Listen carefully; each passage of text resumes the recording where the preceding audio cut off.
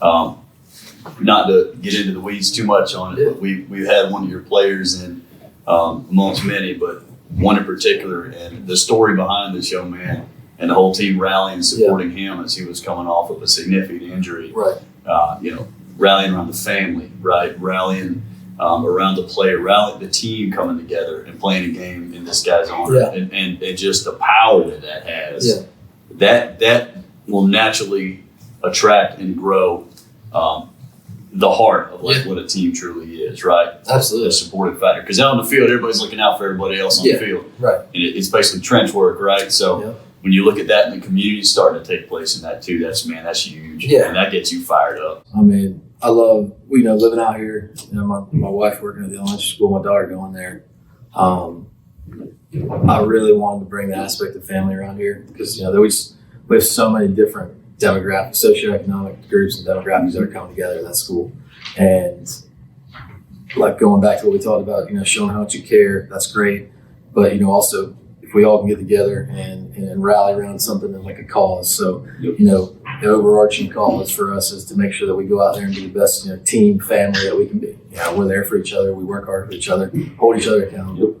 But then when something bad happens or something tough happens, like what happened with Bryant, you got to rally around it. So you have to be stronger for the person that might not be able to be as strong right there. And the way that the community rallied around it so quick. I mean, Bryant comes from a great family. Mom's an unbelievable lady, but she's got, her kids, and she's like, it's like when I was raised, and that's kind of why a real bit, big soft spot for the same thing. My mom we had 2 kids. I think he has like 3 or 4 brothers and sisters. She's got to work and, feed those mouths, have those mouths to feed. Oh, yeah. And it was tough, because she needs to be there for Brian while he's in the hospital, and she can't work and, support her family. So for the people to come around, her family, her immediate family, and then our school family to come around and support her and her family and Brian in that time it was awesome to see. People, the GoFundMe page just raised so much money, like right off the bat. It was cool to watch. It was just like the power of, I wouldn't just say football, it was the power of athletics. It was the power of, a team, a sport coming together. It could have been best. Right. Absolutely. He's such a great kid, works so hard. That's the other part that makes it so sad. He's awesome, man. Yeah. I've seen it. Yeah, and he, it was so sad because how great of a season he was having, how great of a kid he is. There's all these things that made it worse than when it happened. You're like, oh man, like it couldn't have happened to, they always say it couldn't have happened to a nicer guy, like that kind of thing. Yeah. He is such a great kid. Do you see him seeing what I see? Like, I look at the guy and just knowing where he's been in his recovery and his road to where he is today and where he's heading in the future. I see him as an inspirational figure. Yeah. Like if he took 10 minutes and just spoke to the class at Philip Simmons, just told him a little bit about something that happened, one day while he was trying to, in the trenches trying to get up. Absolutely. I feel like that story carries so much power. He's lived it, Right.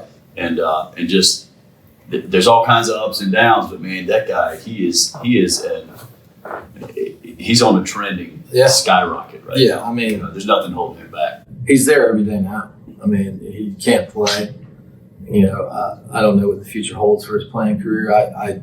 It's one of those things that I'll worry about when it ever gets there. More, as especially in the early stages when it was not looking great for his recovery, for his long-term recovery. Yeah. Because you didn't know what was going on. He wasn't being able to speak, and he was having trouble doing any of the fine motor skills, things like that. When you were just wondering what was going to happen. Football was the furthest thing from my mind. But now that he's kind of gaining some of that, he's gaining a lot of that strength back, he's gaining that cognitive skills back and stuff like that, and working with you and doing all the things he's been doing.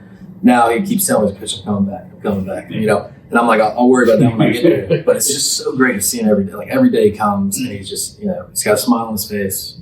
He's happy as can be. And it was crazy to see him where he was, sitting in the hospital, visiting him when he wasn't able to, be communicating to anybody.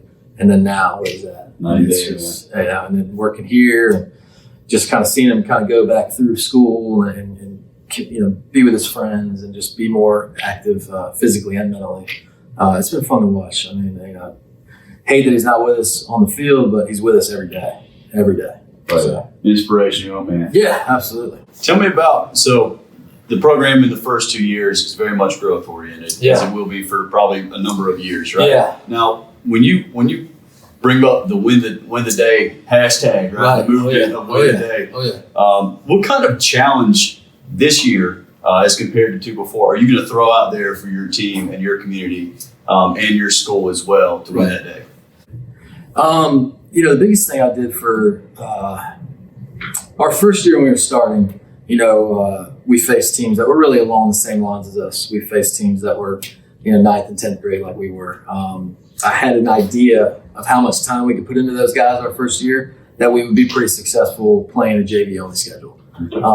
Just because they were treated like a varsity team. They trained like a varsity team. I mean, they got everything that a varsity team would get.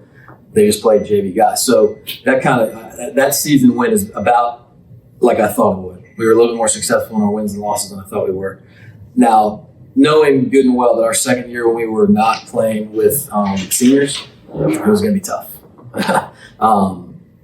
But what I did last year, when I made sure our coaches knew and when I made sure our players knew and our parents, that we weren't going to make any excuses. We were going to make no excuses. We didn't have a senior class last year. I mean, no excuse. Nobody's going to feel sorry for you. That was the biggest thing. The reason why we always said no excuses was because nobody cared. I mean, Timberland and Oceanside, these teams that we played and lost by a pretty nice margin to, had older guys and guys that had been playing ball for a while together. Mm-hmm. They didn't care.